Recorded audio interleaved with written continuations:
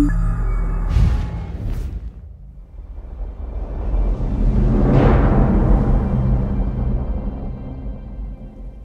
everyone, I am Paul Sage. I'm Nick Conkle. I'm Maria Alaprando. And I'm Rich Lambert. So today we're going to be showing you one of our veteran dungeons, and that is the Crypt of Hearts. This will be coming out around the end of June. The thing about veteran dungeons, in particular this very most recent one, is that they are hard. I think that's what we'll be showing a lot of here. The good news is that we have the benefit of editing to make us look like we never die, although we do die quite a bit. The bad news is that we're still going to be having to deal with this incredibly challenging encounter, and when you guys deal with it too, you'll really see how hard it can be. One of the things I'm trying to focus on as DPS is I'm going around and making sure I interrupt all the monsters. I have an ability called Deep Rest, which allows me to do a AoE interrupt. Also, I use a Standard of Might to stop taking a whole lot of damage. Speaking of dying, that's actually probably my responsibility. So I chose Sorcerer Tank for this, and I particularly like Sorcerer Tanks because not only do I have my sword and board, but my Sorcerer abilities augment that by allowing me to go into Lightning form, which gives me extra shielding. Of course, Puncture or Ransack with my sword and board abilities really keep the taunt alive on the monster, so the monster will follow me while everybody else does all the work. This boss is particularly challenging. I mean, in a lot of ways, it was the one that is has maybe the most learning curve, just because there's so many mechanics. You need to tank the boss and face her away from the group because she's going to shoot out this storm of lightning.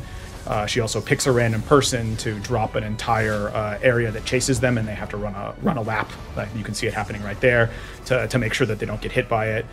She'll web a team member, and then someone has to come free them. Yeah, in these dungeons, the monsters tend to hit so hard, even with their base attacks and just dealing with that if you're not properly interrupting and blocking their really powerful ones, you'll go down very fast. It's really important that every member of the group play really well. Healers, take note. You are going to be in for a lot of work. For this particular run, I was playing a Nightblade healer, basically using the restoration staff. I have my shield in there to help out when times get really close, and the rest of the time I'm running around trying to keep people alive and trying to stay out of the fire. Yeah. It's a pretty complicated fight to learn all the way through, but when everyone does their part right, you can take her down. Which is kind of what we did there. Which is totally what we did there. Yeah. In one take, too. That did not take 5 takes. First try. Yeah. Take that, Razzles Maz. I still don't know how you pronounce that name. All right, and here we are with a different boss encounter. This is actually starts off, it's kind of fools you. It starts off with 2 of these Daedra here that we're going to fight. One is lightning and one is fire.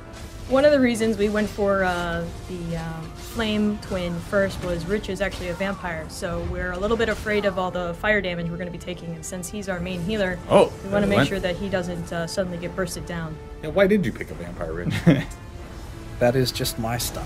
No tactical advantage, I just like the red eyes. I do. As Maria said, fire hurts. Skeletal. And he comes out, he does the big stomp attack right off the get-go, so everyone has to just not rush in right away and get hit by the big stomp attack with it. Oh god.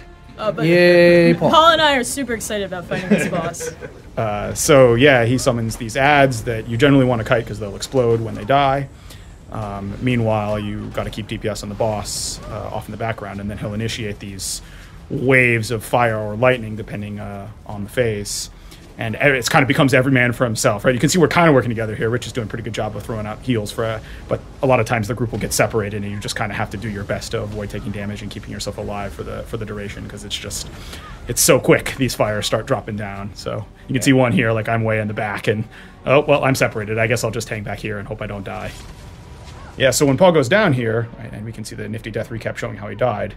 The key thing is it's not over, right? Maria can come in and run into battle res him. And while that's happening, we'll cut to that. I can stand back and tank him for a second with some roll dodging. I'll bow tank him. You can see there. I don't want to get hit with any of this because I'll just die. Yeah, so even though rolls are important, picking up the slack for others in your party who might not be as good is pretty common.